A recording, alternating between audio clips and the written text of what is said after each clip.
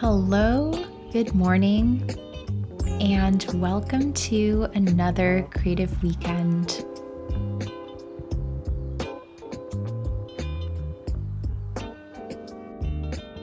This morning, I'm reading an article on having more interesting ideas by Henrik Carlson, and this article is so awesome.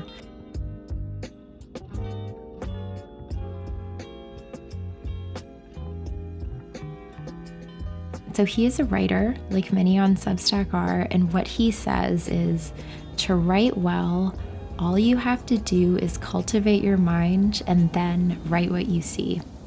I absolutely love that.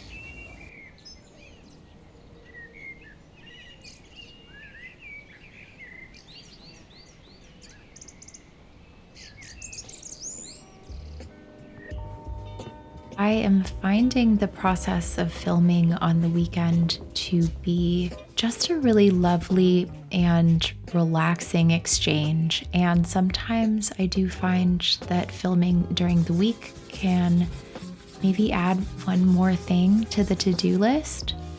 And the theme of this season in my life is really not doing more. It is actually a season of simplification.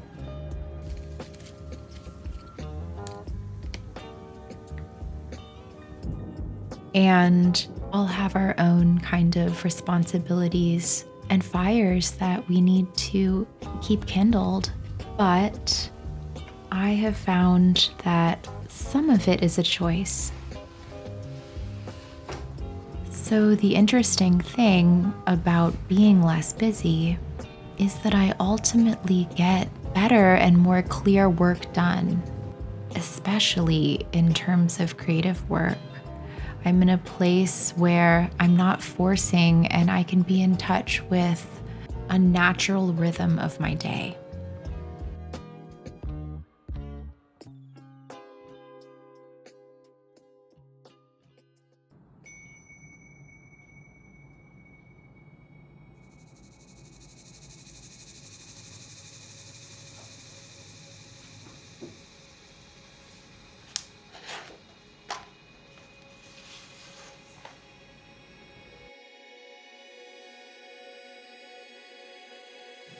So today I am painting a blue iris. I am very infatuated with irises right now, and I'm seeing them pop up on a lot of people's Instagrams, and I'm a little bit envious because they don't really grow in these parts. So I'm going to paint them.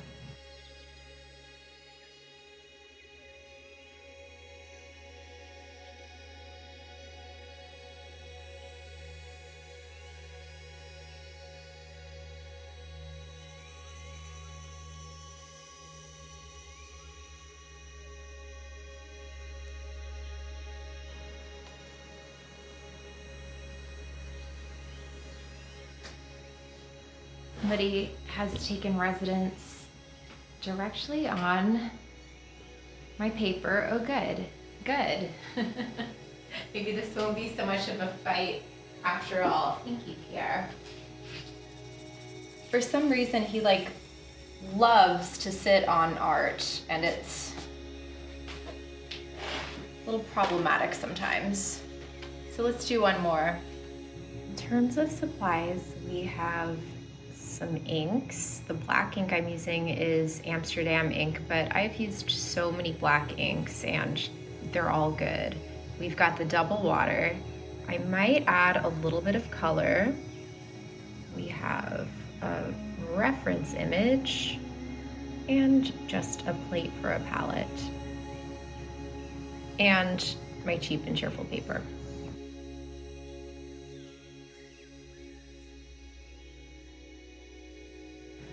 When I do really quick sumi type works, I do find that it's helpful to create multiple pieces. When I have talked about doing the koi, I talk about finding the essence of whatever the subject is. And that's why I think that doing multiple of these is helpful because you start to notice this essence and your strokes start to become more refined and more effortless. And not to mention, it is just an incredibly relaxing and enjoyable activity.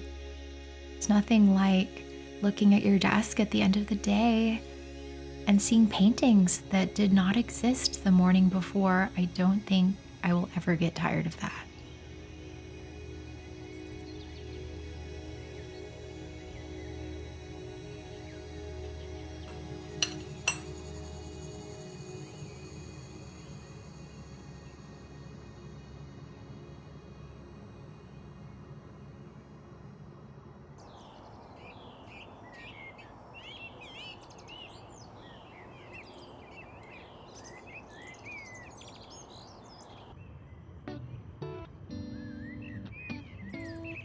Every day at some point in the morning, I get out and I take a little garden walk and I kind of potter around and pick little bits of ripened tomatoes, a strawberry here and there, a renegade blueberry. And I just kind of make my rounds and check in on everybody. And it's all very exciting. This is one of the most exciting times in the garden.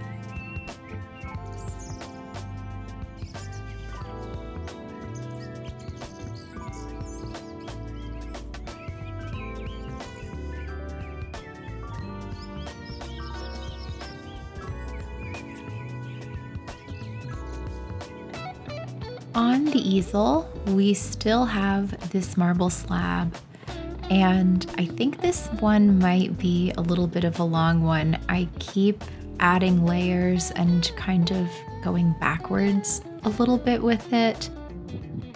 I'm not sure what I want to do with this sage colored situation.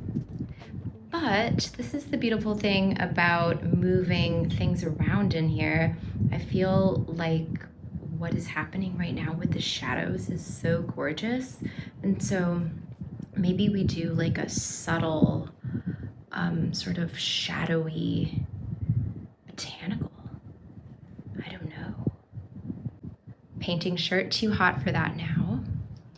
We have even got a bunch of new growth on the second branch of the fiddle leaf fig tree. And this is fiddle number 2. The first fiddle did not make it. So even though I love plants, I'm not always so good at them. But these 3 leaves, have we got anything new? No. We can't wish for too much, can we? That is an Ethiopian fly swatter. It's made of horsehair, and it is also used as a ceremonial whisk in many cultures, including Japanese Zen. But this is the fly swatter version.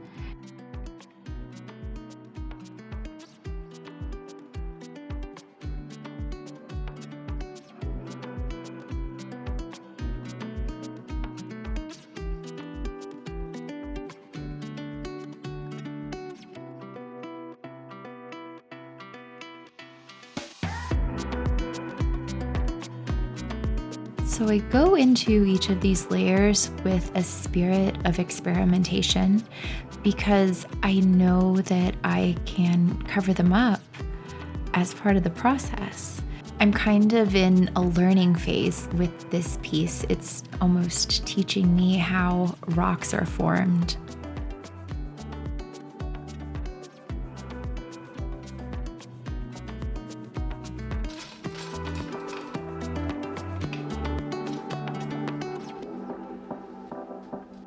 What I find works best for me in almost all areas of life is finding some sort of balance between my activities and the being and the doing and the various things that I'm doing, the sitting at the computer and the moving my body in the studio, the gardening. And I'm always trying to tap into this flow and sense of harmony between the activities.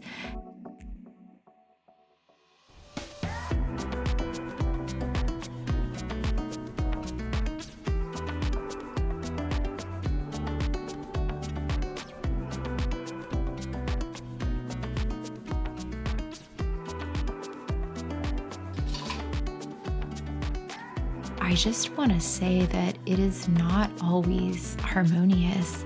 There are some days that I get completely caught in a spin cycle and totally stuck in the studio or stuck in front of my computer, and that's just natural. But then I really do try to take a breath and over the next couple days recalibrate. So it's more about the coming back and the recalibration than some idea of being in perfect harmony all of the time.